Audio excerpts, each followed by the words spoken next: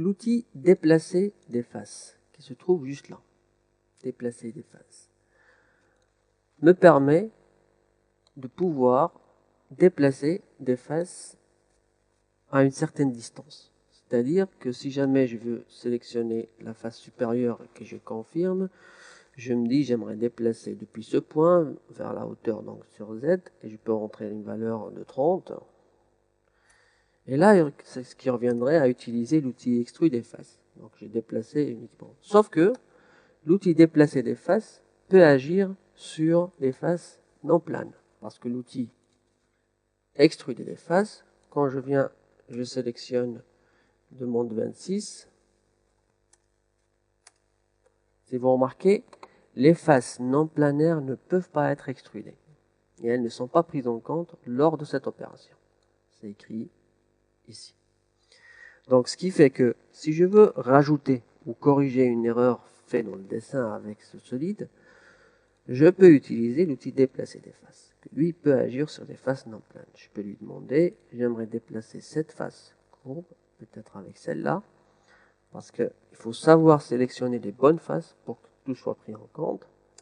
Et je demande depuis ce point, dans cette direction, de 50. Si vous remarquez, il vient de me déplacer l'ensemble des trois faces. Il a prolongé les deux faces latérales et les faces supérieures et inférieures. Donc, le solide, il a trouvé que tout était logique dans cette opération. Je peux même lui dire déplacer la face. J'aimerais déplacer la face. Je vais sélectionner la face intérieure. Déplacer. Voilà. Je clique sur la face intérieure. Je demande de ce point à ce point. Bon, il ne m'a pas pris la face. Il faut que je la prenne que la face intérieure. Voilà, là elle est bien sélectionnée.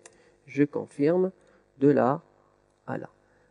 Qu'est-ce que vous remarquez? C'est le trou qui s'est déplacé.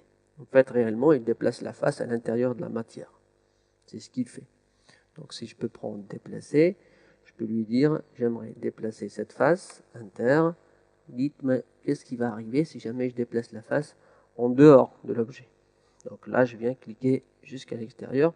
Remarquez, le trou a disparu, mais il ne m'a pas créé un cylindre tout seul. Il l'a supprimé tout simplement. Il m'a rempli l'espace à la place. Donc c'est un outil qui me permet de corriger ces petits défauts ou ces opérations. Donc vous pouvez utiliser du moment que vous sélectionnez les bonnes faces pour pouvoir les déplacer. Je peux lui dire j'aimerais déplacer comme ça, j'aurai les mêmes choses. Voilà, je prends ça. De là, on va sélectionner jusqu'ici. Comme ça, je me retrouve avec l'objet déplacé. Donc, l'outil déplacer les faces.